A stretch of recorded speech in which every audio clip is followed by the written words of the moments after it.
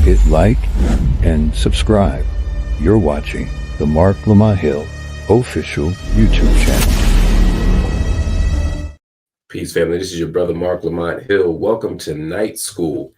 Every night here on the Marc Lamont Hill official YouTube channel, we hold Night School, where I break down the most controversial topics, the most engaged debates, the most interesting subjects in the world today. And tonight is absolutely no different. We got a few stories that we want to get to very quickly.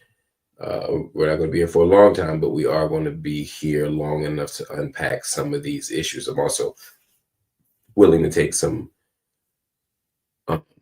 comments or questions from you all. I always take your comments, but I'd love to take some questions from you as well tonight, maybe if it's possible. Let me adjust this screen just a little bit so y'all can, not just so you can see the show enough shirt, but so that we can we can have a proper balanced page here. We got people writing in from all over. Make sure you drop in your name, drop in your location, drop in your city, drop in your state, drop in your country, wherever you're from. Let us know, because this is indeed a global classroom. I'm excited to be here with y'all. I really am. Although there is so much happening in the world. I know y'all waiting for me to come on. I see comments. Is there an AI mark we can get to take over that can be programmed to speak on current events and not be late in the words of information? Nope. Sorry about that. This MF sleep my bed. Wrong. If Van Jones is our race fighter, we're in trouble. Yeah, it's probably true. We'll talk about that tonight as well. Can't wait to do that. CFPO, you didn't believe in your brother, and your brother is right here with you. Let's talk. What happened was tonight, actually, we had some guests who were supposed to come, but they pulled out at the last minute, and so I had to rejigger the topics and the conversation. But I'm excited to be here. I'm excited to talk to y'all. I said Mark on Piers Morgan. I did record Piers Morgan earlier. I don't know if it's up or not, but we'll find out. I really don't know the answer to that. Sending love from Uptown 215. Uptown 215 is my spot. Love y'all. Love y'all Uptown. Love y'all in 215. Both things are true. Someone dropped in a super sticker. It says no name. I don't know if that means they didn't leave a name or if it's my sister no name. Either way, thank you. Someone said my Charlie Kirk interview just dropped. Okay, cool. Or it's not my Charlie, my Piers Morgan interview. Although Charlie Kirk is mentioned, he hadn't been killed yet, so it's a different conversation. But let's get to it. That's what I'm being told, so I'm gonna get to it. No surprises here. Y'all know what I'm talking about. Y'all know exactly what I'm talking about. Charlie Kirk died today. He's a MAGA Republican who was shot dead while debating transgender connections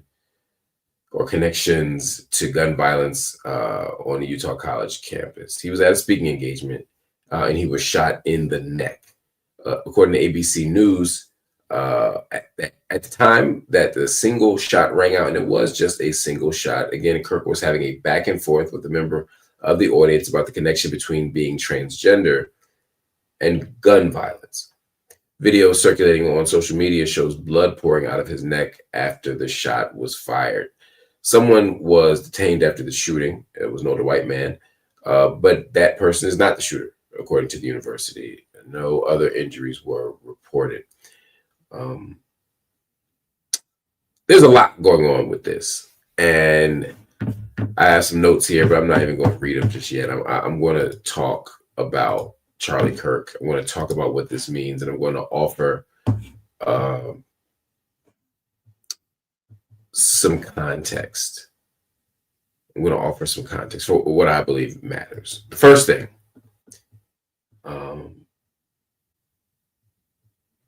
Charlie Kirk was killed by an assailant who we don't know yet. So I don't want to make assumptions about the political views or persuasion of the person who shot Charlie Kirk.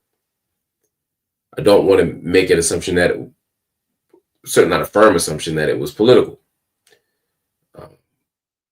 We don't know. That's what investigations are for.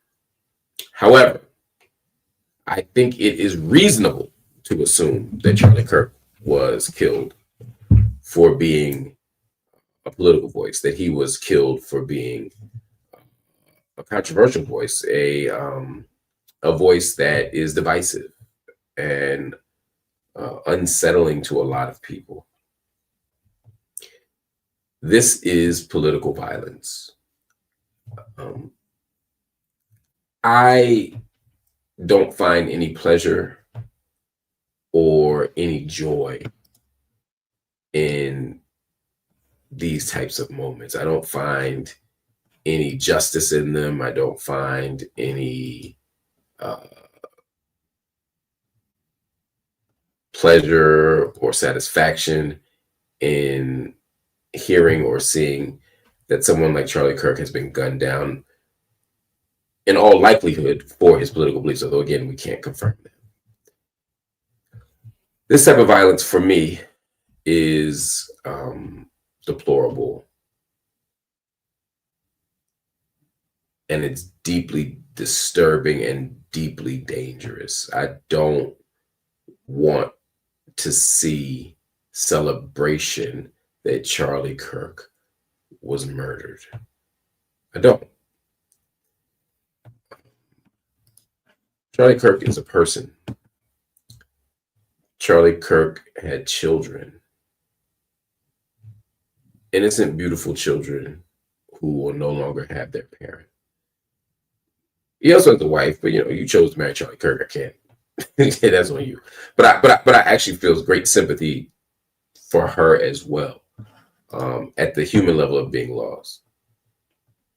That said, let's also not be naive or reductive or overly simplistic in our analysis. Charlie Kirk made a living trafficking in violence. Charlie Kirk made a living speaking in ways that created the very environment that led to his death.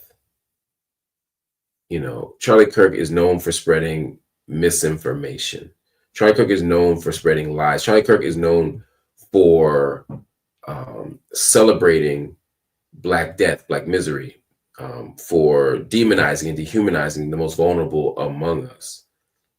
He is known for, I remember one time hearing Charlie Kirk talk about how Black people are better off under Jim Crow than they are now.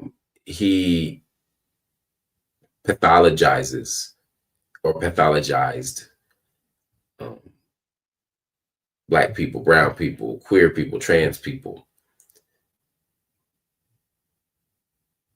I hear him say that Palestinians aren't real people, that they don't exist.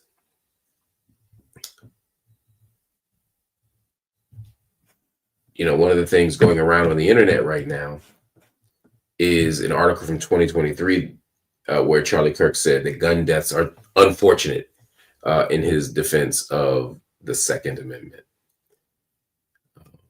Unfortunate, very dismissive, kind of poo-pooing the idea that people are dying because of the lack of gun control.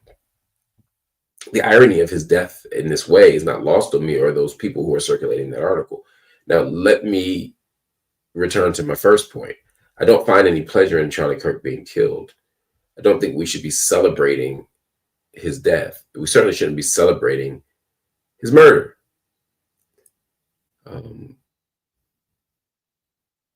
I think it's okay today, yesterday, or tomorrow to say how you feel about Charlie Kirk. If you felt like Charlie Kirk was racist, you can say it. If you felt like he was a piece of garbage, you can say it. If you felt like he was divisive and racist and responsible for so many of the problems that this country is wrestling with, or at least he's not responsible for them, but reflective of the problems that this country is wrestling with, you can say it. I don't think as a Black person or as a brown person or as an Arab or as a Muslim or as a trans person or as a poor person that you have some duty to remain silent when Charlie Kirk dies or to pretend that he was a hero. I had this conversation a few weeks ago about Hulk Hogan. Hulk Hogan was a piece of garbage. It's okay to say that. Now, we can all make our decisions about what decorum looks like and what respect looks like and what civility looks like. We can all have those conversations, and we may not all land in the same spot. But it is, if you're a public figure who made their living saying public things, you have a right or you should expect to hear public responses to your death. But there's a second issue here, and that is the fact that Charlie Kirk didn't die from a heart attack. He didn't die slipping on a banana peel, right? Like Charlie Kirk didn't die accidentally, where the only thing we have to talk about is the death. In this case, we also have to talk about the how. We have to talk about the fact that Charlie Kirk was murdered in an act of political violence, and we must absolutely denounce any situation where we normalize people being killed for what they believe. Again, I think Charlie Kirk was a terrible person. He was affable, he was nice, or polite, rather. He was willing to engage people in debate, but he also repeatedly suggested or stated things that suggested that he didn't think that the blacks and the browns were of equal intelligence as the whites. So there's a way that even his civility and politeness was used to shroud something deeply perverse. So again, you have a right to hate Charlie Kirk. You have a right to dislike Charlie Kirk. You have a right to denounce Charlie Kirk before he died, after his death, tomorrow, yesterday, or next month. But we don't want to advocate a world where Charlie Kirk gets killed because of what he said. Now we can point out the fact that you reap what you sow. We can point out the fact that there's a deep and dark paradox, or maybe even irony, about the fact that he is receiving much of what he put out in the world. I have colleagues and friends who have been doxxed by him, who've been lied on by him, who've been put on watchdog lists by him, whose lives were turned upside down and ruined by Charlie Kirk. I get it. I'm not going to tell those people that you have to pretend that you like them or that you have to remain silent when he's a public figure. You don't. But we, again, do not want to advocate or endorse political violence. Now, let's keep going, because I don't want to just keep repeating myself. I want to keep going. Let me push us a step further.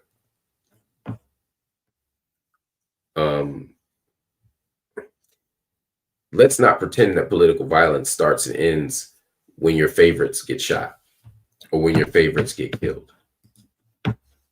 What do I mean by that? Well, first, let's talk about how the media, let's talk about how politicians, let's talk about how the right responded when Democratic State House Speaker Emerita Melissa Hortman and her husband were murdered this year, actually, a few months ago, right? She's a member of the Minnesota State House. She was with her husband. She was a speaker of the State House, and she was murdered. And I didn't hear people on the right decrying political violence. I didn't hear them denouncing political violence or expressing such profound outrage. I got nothing from them. I got absolutely nothing from 99% of them. So it's a little frustrating to hear people only be outraged or disturbed by political violence when it's on their side of the aisle. We got to be honest about that. Because you got people like Elon Musk calling the left the party of murder. First, the left isn't the party, but and the Democrats ain't the left. But let's not get into the reductive blame game of saying the Democrats caused this or the Republicans caused this. We don't even know. Again, we literally don't know what happened with Charlie Kirk. For all we know, it could be a right-wing politician or a right-wing activist or a right-wing zealot who doesn't feel like Charlie Kirk was conservative enough, for all we know. I don't know. I don't want to make assumptions. Let's wait for all the information to come out before we make a judgment about what happened in terms of the specifics. But again, what we do know is that when people on the left have been killed in similar fashion, there's been silence from the right. And honestly, silence in most of mainstream media. So let's not pretend that there's not a partisan dimension or a political dimension or both to the responses to Charlie Kirk's murder. Let's also be mindful of the fact that political violence can't be reduced just to attacks on politicians. What do you think is happening to protesters here in the United States? Political violence. What do you think is happening when the U.S. is giving money, weapons, and diplomatic cover to Israel as it prosecutes a genocide in Gaza. It's political violence. What are we talking about? When hundreds of journalists are being killed in Gaza, hundreds of journalists are being killed in Gaza, it's political violence. In Qatar, we just saw Israel engage in an act of political violence, ostensibly targeted toward Hamas leadership. Political violence.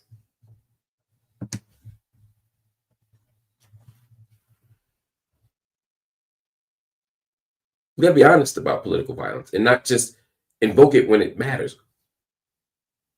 Much of the repression that we experience here in the United States, the vulnerable I'm talking about, political violence. So if we're going to have a position and a disposition to political violence, let's not exhaust all of it at the level of Charlie Kirk or people on the left. It's not enough. I mean, it's bizarre to me that today, on a day when 2 students were shot at a Denver area high school, today, 2 students in a Denver area high school were shot. Some people are out there lionizing Charlie Kirk as he advocated such a ridiculously ahistorical and impractical perspective on the Second Amendment that it actually leads to more gun violence, the very gun violence that may have led to his death, as well as death, or the shooting, excuse me, of these 2 students in a Denver area high school on this very day. Come on, what are we talking about? Look, I don't celebrate that. And I don't invite or want to reward people who engage in the kind of disgusting and deplorable acts that happened to Charlie Kirk today. As much as I disagreed with Charlie Kirk, as little respect as I had for his point of view, as little regard as I had for his thought process, his integrity, his character, I thought Charlie Kirk was a liar. I thought Charlie Kirk was a troublemaker. I thought Charlie Kirk was a white supremacist. I felt that then. I feel that now. We don't have to pretend it's not true because he's dead, but we do have a duty within the context of a democratic society to ensure that no one is attacked, that no one is physically assaulted, that no one is killed for their beliefs. We have a duty to do that. And as a human being with a family, I can only imagine the pain that his family is going through. I can only imagine what his children are going through. His 2 young children. I can't imagine what his wife is going through. And I do feel sympathy for them. I do feel sympathy for them. And I think people who want to express that sympathy publicly have a right to do that. And if I have any compassion in my heart, and I hope we all have some compassion in our hearts, it certainly goes to the people who love Charlie Kirk. I'm not going to lose friendships or even sleep fighting over Charlie Kirk tonight. So if you have a different perspective on me, that's fine. Drop it in the comment box. Leave your questions. I'll answer them. I'll address them. Push back and tell me where I'm wrong. That's fine.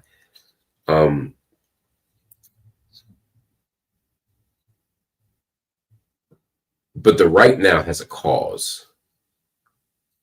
Expect Donald Trump to exploit this because he doesn't have feelings. He only has interests. Expect Donald Trump to exploit this. Expect him to gin up his base. Expect him to use this as the pretext for a bunch of repressive laws, restrictive policies. Allow this to be a fundraising. Expect this rather to be a fundraising tool for the hard right, for the MAGA sector of the country. Imagine all of those cynical plays happening because Charlie Kirk died, but also imagine that those of us who oppose those forces have more work to do today than we did yesterday. Because they're coming, and they're organizing, and they're fighting. I only pray that everyone stay healthy, that everyone stay safe, that no one else is harmed in this, because the last thing we want to do is turn this into a situation where some people, where one side feels like they need revenge, a payback. And the payback goes on extensively, maybe even ad nauseum. We don't need more deaths. We don't need more political violence. We don't need more losses. Let's use the public sphere for what it is. Let's have the dialogue there. If you disagree with Charlie Kirk, debate him. Write an essay about him. Organize a movement against him. But don't just go out there and kill him. Let me be very clear about one more thing. I am not saying that there's never a space for armed resistance. I'm not saying that there's never a space for political violence. I'm not saying that there's never a time where one must use weapons to resist. But that's in the context of revolutionary struggle. That's in the context of warfare. That's in the context of something very different than Charlie Kirk giving a speech at a college and someone shooting him because they simply don't agree with what he has to say. That's not the world I want to live in. That's not the democracy that I imagine, even in my most radical and ambitious freedom dreams. That ain't what I'm thinking about as the ransom for democracy or for free speech or for anti-racism. In other words, I want to defeat Charlie Kirk's ideas. I want to out-organize Charlie Kirk. I want to out-persuade the people listening. I want to do the work to get us free. I don't want to see the violence. I don't want to see the killing. Not in this context at all. It's inexcusable.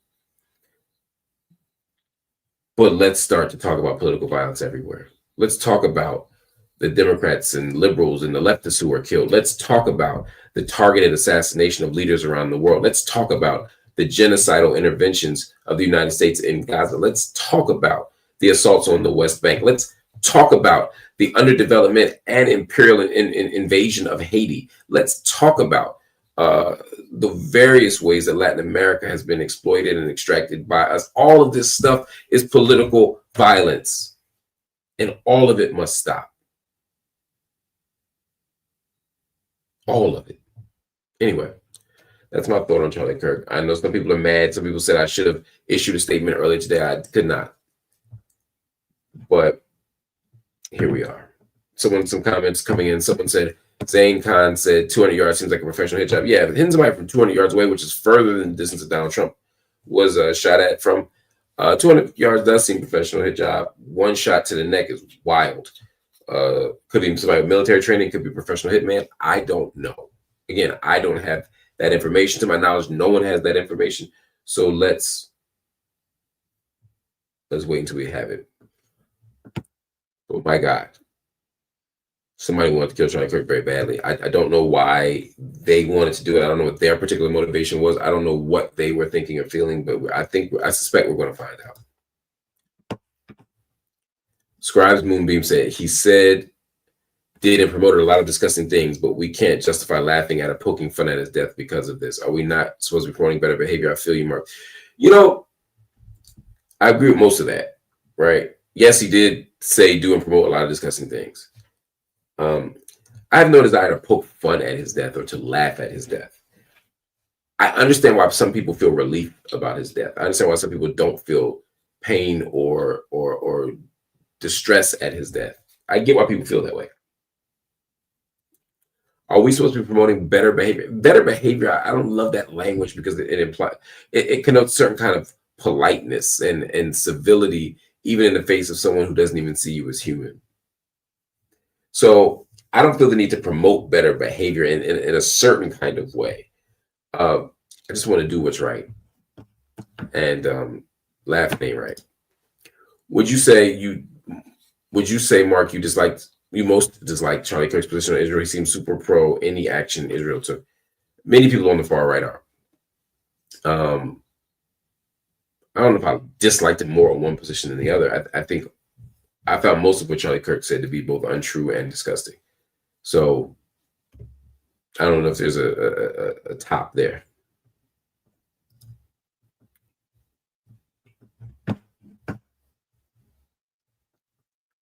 Let's see, I'm just pulling up a few. Matthew Price, thank you for your generous donation, brother. He said respect from High Point, North Carolina. All right, we're gonna move on to another story, but I wanted to just shout out to Marlo. Thank you. I think that was all the comments. I just lost 2 family members back to back, so seeing death so graphically affected me deeply. Whatever you think of Kirk, this is not the answer. First of all, Henna, I send you my deepest condolences. I'm so sorry for your losses. I can imagine how seeing death so graphically would affect you deeply. Not just you, but any of us, whether you had a recent death or not, just seeing it was rough.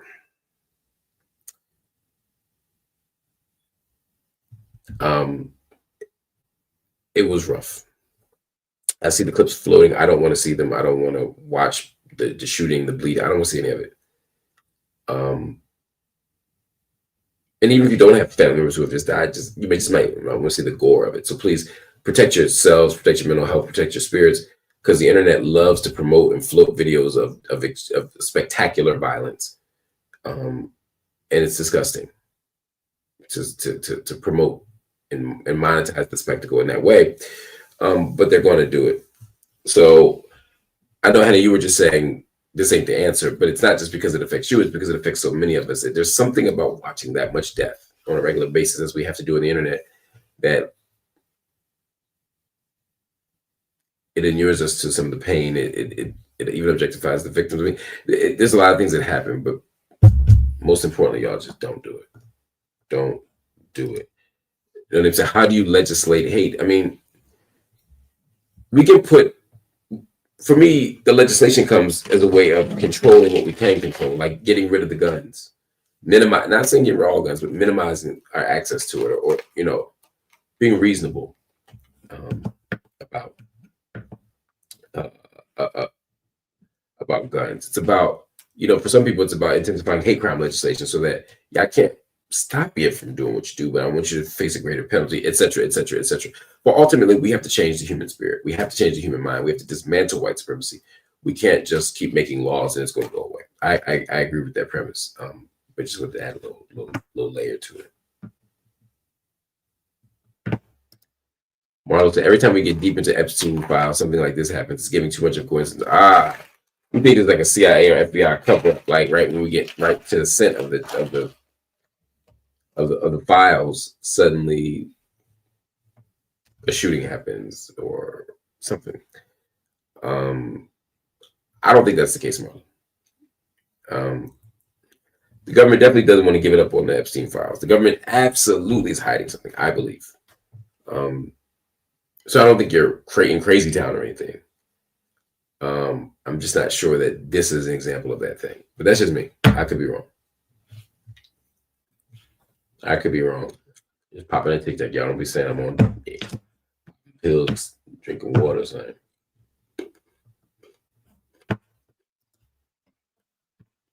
Jazz LP Dallas finally said, critique with empathy. That's why I respect you. Thank you.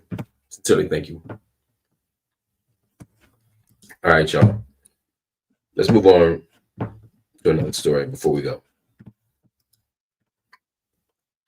Van Jones, the gift that keeps on giving. Van Jones, y'all, is under fire a little bit for a debate or a conversation he had about race. I'm going to take you to it because I want you to see it. But let me do a little setup for you, okay? And again, it ties into Charlie Kirk. Charlie Kirk had been a frequent voice in national debates, most recently weighing in on the fatal stabbing of Ukrainian refugee Irina Zarutska. She was on a train in Charlotte, and she was stabbed.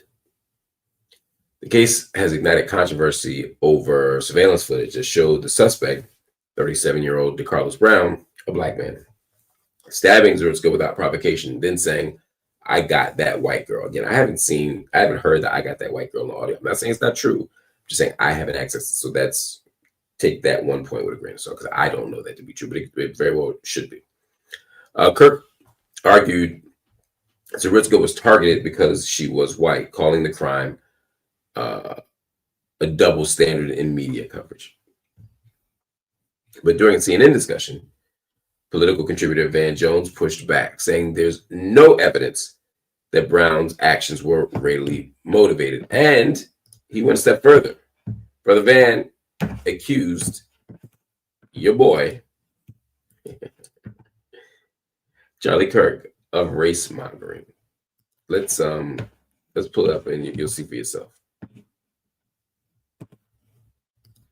voters once they called attention to it. So certain people have been looking for an opportunity to find a case like this, to make a point like this. I want to play, this is Charlie Kirk, why he says this hasn't gotten a lot of attention.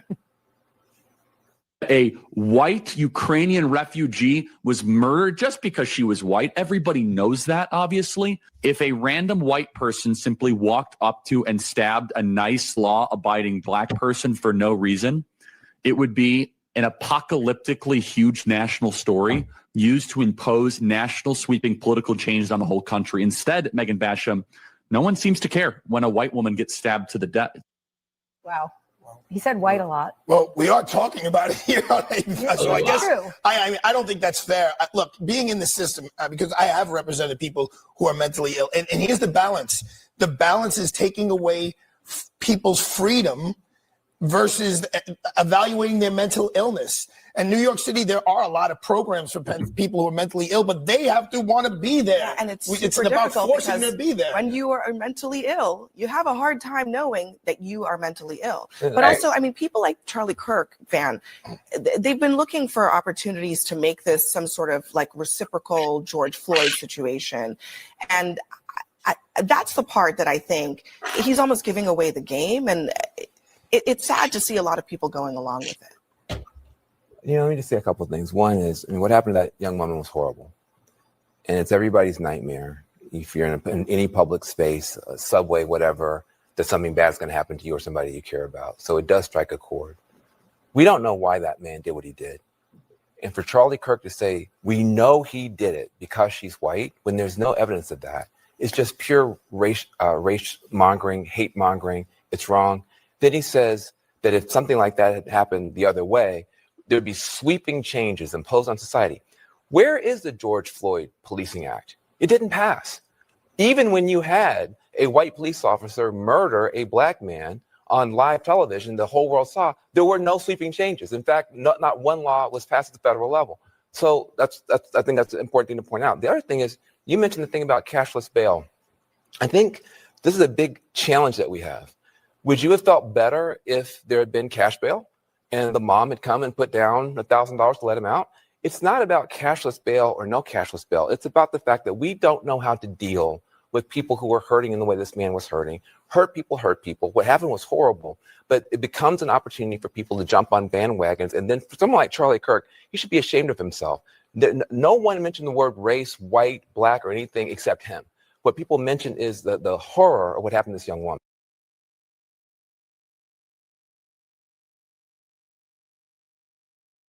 Sorry, my audio went out there for a second. I hit the mute button by accident. Let's talk about it. Meanwhile, we're going to circle back. We're going to talk about it. Meanwhile, federal prosecutors have charged Brown with committing an act causing death on a mass transportation system. Attorney General Pam Bondi vowed he would never again see the light of day as a free man. Conveniently, Bondi, nor the rest of the MAGA, has had strong opinions about the white man who slashed a woman's throat on a train in Tulsa. Interesting. So this is where I get frustrated with Piers Morgan, because he'll say a white woman was killed, and y'all ain't do nothing about it. If the roles were reversed and it was a black woman killed and a white man, y'all would be, protesting, marching, yada yada yada. The problem is that claim, while provocative, is contradicted by evidence. Plenty of evidence. Who we speak for, who we march for, who we visit, who we organize with, they're all reflections of our politics, right? And the truth is, when you say, if this were a black man or a black woman killed by a police officer or by a white person, we'd be everywhere. That's suggesting that our allegiances and our politics are tribalistic, that we only care when it happens to a black person. Now, there's a couple ways you can respond to that. One, you could do the, well, look over there thing and point out the fact that a black woman was stabbed on the train this week. Or, no, I'm sorry, a couple of months ago.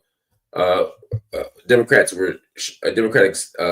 politician was shot and killed with her husband earlier this year. Right? There are all these examples that show that when the tables are turned, the media doesn't go nuts. So it's just not true.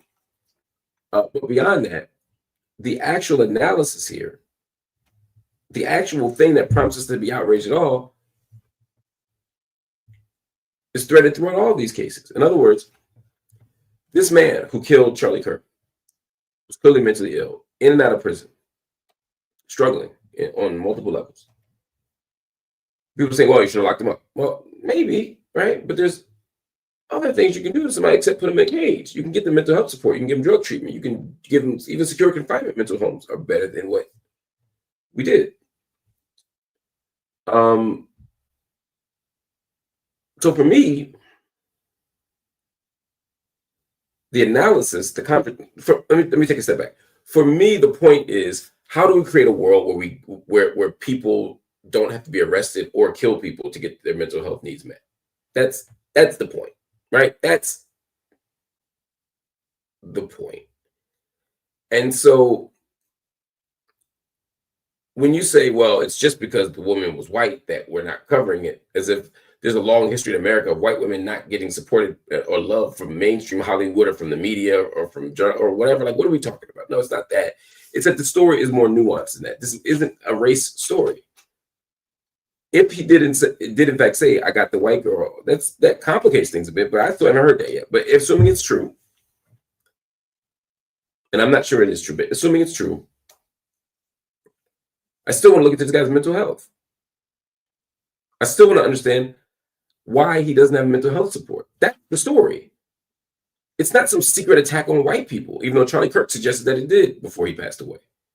This is about our inability to recognize the nuances of a situation that is shaped by a nation that is obsessed with incarceration. That's the point. We don't offer that man anything else, and so this is what ends up happening. That's the story, but we can't tell that story. And now you have the right wingers coming on, acting as if this is actually a secret attack on white people. And so when Van Jones actually speaks up and says, this wasn't about race, it's about some other shit.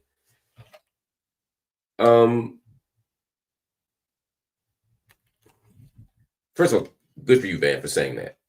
Good for you, Van, for actually standing up and speaking out and actually being on the right side of the issue. Thank you for pointing out that there's no evidence that Brown's actions were racially motivated. Thank you for pointing out that once again, Charlie Kirk was the one who got some of the misinformation in motion. Thank you, Van Jones, for doing that. Even though I disagree with you on lots of things, you've been terrible on multiple issues, but especially Israel-Palestine lately. But whatever. On this issue, you are correct. Salute to you. But I'm watching people attack Van Jones because they don't have a sense of nuance. Because they're not willing to say, hey, this isn't about race just because one person's black and one person's white. This is actually about the criminal legal system. This is actually about the failure of the welfare state. There's the fracture of the social safety net. That's what this is about. But they see a white woman in distress and they're like, oh, white woman, we got a cape. Oh, white woman, we gotta make this something else. And the we I'm talking about is the right. They're now acting. Anyway, it's very frustrating to see. It's very frustrating to see. And because of social media, things that are being presented as evidence that aren't, people are being presented as things are being presented as facts and truth that are not. And so we end up in a situation where we don't even know fully what's true. But a bunch of white men in America are now outraged that we didn't talk about DeCarlos Brown more, that we didn't throw him under the jail sooner, you know. The media story here is an interesting one. There's a rich opportunity to ask the question, why does the media not tell stories when someone gets stabbed on the subway? I think that's fine. I think that's the right question to ask.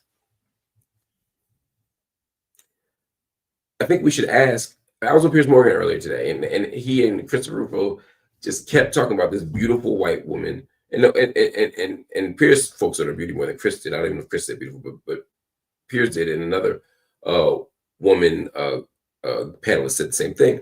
And I'm like, y'all don't even hear yourselves. Even in framing this blonde woman as beautiful and a victim and desperate for support and attention, we're positioning her in a way that we never do black women and we never do brown women.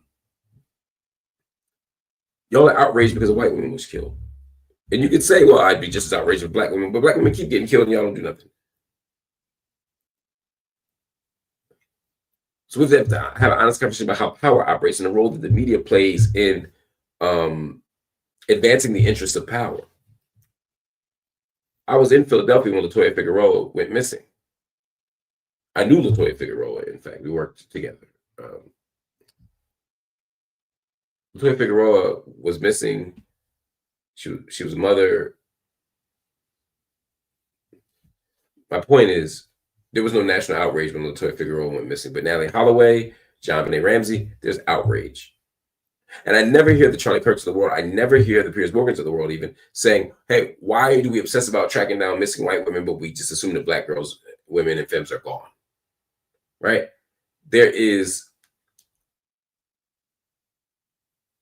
another analysis that needs to be engaged. There is another analysis that needs to be made that we don't seem willing to do. And it is lazy to say that y'all aren't doing it because she's a white woman, or this is a secret race issue. It's not. It only is a race issue to the extent that Black people are disproportionately consigned to homelessness and to being denied access to their meds in the mental health establishment. They're kicked out of school, et cetera, et cetera. I'm not saying avoid race. I'm saying let's have an actual intersectional conversation and let's get to the base. Let's get to the brass tacks of this rather than letting the right wing gin us up to believe that poor white women are once again being slaughtered rhetorically and verbally in the media and in the public sphere. And now suddenly, tragically, that has led to this genuinely unfortunate death that happened to Irina Zarutska on that Charlotte train. No. What happened on the train was awful. It was disgusting. It was disturbing. It was indefensible. We got that. There's no more conversation that needs to be made about that. The conversation we're having now is, why is the right using this as a fundraising tool? Just like the death of Charlie Kirk, why are they using this as a fundraising tool, an organizing tool? Why are they spreading misinformation to make this thing sound worse than it is? Why? The answer is because they know we'll fall for it. Anyway, I got one more topic for y'all, and it won't take long. I just want to read this to you because I think it says something. It's an entertainment story, but Whoopi Goldberg, one of the hosts of The View, one of the greatest actresses of her generation and a fine comedian as well, says that she is not leaving The View, at least not anytime soon. That's right. Whoopi Goldberg at 68 years old says she's not leaving The View. And the reason is not because she loves showbiz. It's not because she fell in love with hosting. It's because she can't afford to. After 18 seasons on the hit show, I can't believe it's been 18 seasons. That's wild to me. After 18 seasons on the daytime talk show, she told Entertainment Tonight that she has bills to pay still. She said, if you don't marry well, you got to keep working. Her co-host, Joy Behar, is 83. She could literally be Whoopi's mama. But Joy Behar said she ain't going nowhere either. Now, for Joy, it wasn't the money. She said creative people don't retire. They just keep going. So she's saying it's a creative thing. I think it could be about the money or both, but whatever. What do I know? Anyway, both women returned for season 29 of the show this week, which keeps The View as the top-rated daytime talk show in America. Salute to them. Salute to everybody who's been part of that, including, I won't start shouting people up, but just salute to everybody over there at The View before, during, and after. I appreciate y'all. I love y'all. I'm going to go because I need to get some rest. I got to get up early. But thank y'all for watching. Thank y'all for supporting me. Hit the like button. Please hit the like button, y'all. Smashing those likes gets us... It shows the corporate media that they're not the only game in town. It increases our reach. Hit the like button, hit the subscribe button. It also that gives us a bigger social media footprint. Also makes it easier to communicate with y'all. Hit the like button, hit the subscribe button, and if you're so inclined, hit that join button. That's right, hit the join button. That makes you a monthly paid subscriber to the show. It could be a small amount, it could be a large amount, whatever. But I just want y'all part of the click more than anything else.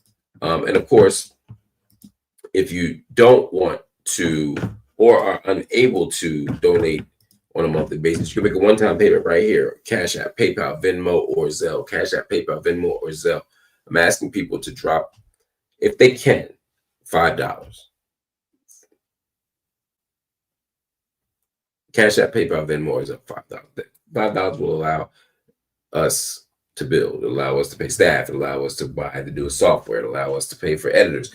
All of it will happen, and the channel will grow with your support. We didn't want a corporate media check. We didn't want a mainstream outlet overseeing it. This is raw, unvarnished. It's anyway. Just understand, we could do this differently. We could take a big check and make this a big, polished, shiny show. But no, this is supposed to be from the mud. This is supposed to be grassroots. This is supposed to be for the people. It's radical. It's independent. It's Black. And to keep it going, we need your support. Joining would be great, but also going to Cash App, PayPal, Venmo, or Zelle and dropping $5. If everybody watching right now were to drop $5 in one of these, it would allow us to do the work we need to do, pay our bills for the month, and continue the work of growth. So please consider it family, but no amount is too small. If you give us $1, we're grateful. No amount is too big. If you give me $1 million, I ain't turning it back. I might even be more happy than I've ever been in my life. Either way, just support if you can. But if not, make sure you share the content. Make sure you promote the content. Make sure you share the content. Make sure you promote the content. Most of all, make sure you read the content, because that is what night school is all about.